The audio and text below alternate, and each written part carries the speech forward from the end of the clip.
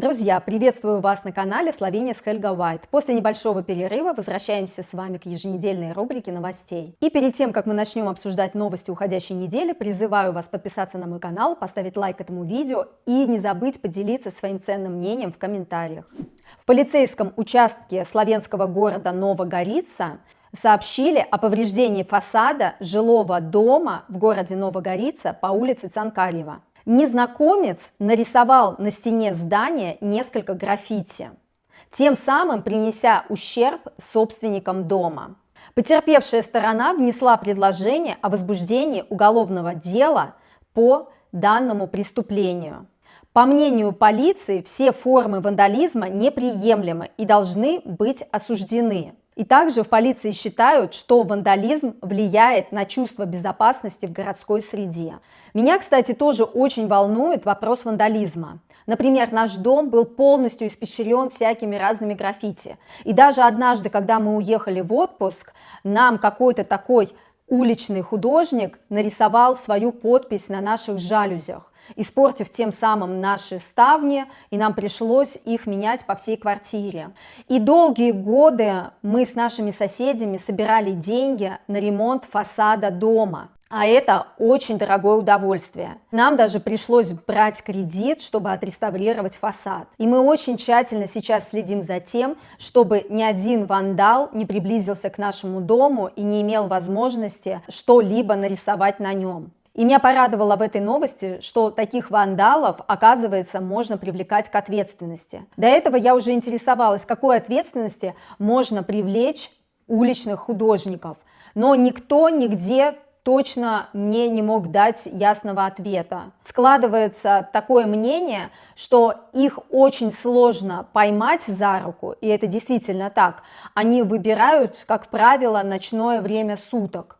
Хотя я не знаю, что они там с фонариками, что ли, рисуют по дому. Как они вообще это вслепую, видимо, накладывают свои рисунки. И даже если ты поймал его, то как его привлечь к ответственности? Нужно его как-то удержать, чтобы он никуда не убежал, позвонить в полицию по номеру 113 и ждать, когда приедут полицейские. А как вы относитесь к уличным художникам? Вы за стрит-арт или против? Два славянских бренда спортивной одежды обвиняют друг друга в плагиате дизайна. Это бренды Ion Athletics и бренд SVI. Эти два бренда производят знаменитые славянские леггинсы. Но самое интересное в этой новости — это почитать славянские комментарии на Фейсбуке. И что же пишут славянцы? Леггинсы — это славянская народная одежда. Вот еще один комментарий. Все сделано в Китае с низким стандартом качества. И неизвестно, кто вообще делал эти леггинсы. Возможно, даже использовали труд детей. А некоторые считают, что спор между этими двумя брендами вызван специально, чтобы повысить свою узнаваемость. Купишь на китайском N-контейнер, понаштепаешь свое лого, big deal. Что касается меня, то я очень люблю носить леггинсы, потому что это просто очень удобно. Но в моем гардеробе нет ни одних леггинсов этих двух склочных брендов. В Словении появился новый лотерейный миллионер. Житель города Цели купил лотерейный билетик на заправке и в итоге выиграл главный приз в лотерее «Лото». А выиграл он 1 миллион 489 тысяч 466 евро 10 центов. После уплаты налога в размере 15% счастливчик станет богаче более чем на 1 миллион 260 тысяч евро. Нужно отметить, что эта игра существует в Словении с 1962 года. И это уже 60-й победитель в этой игре за весь период. Лото – самая популярная игра в Словении. В нее играют более 860 тысяч взрослых. И, конечно, интересно было бы посмотреть на чистую прибыль этой компании. По правилам игры победитель должен успеть забрать свой выигрыш до 9 января.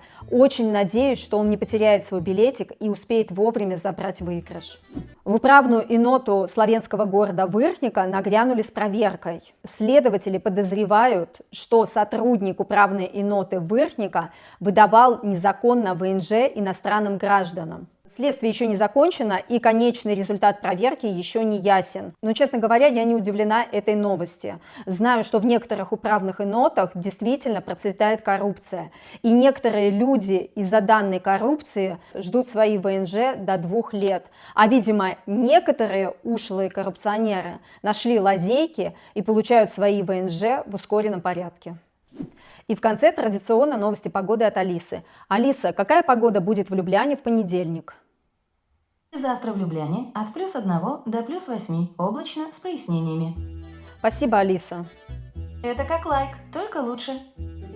Друзья, на этом мои новости подошли к концу. Не забывайте, пожалуйста, подписываться на канал, ставить лайки и делиться своим ценным мнением в комментариях. Пока-пока, до новых встреч!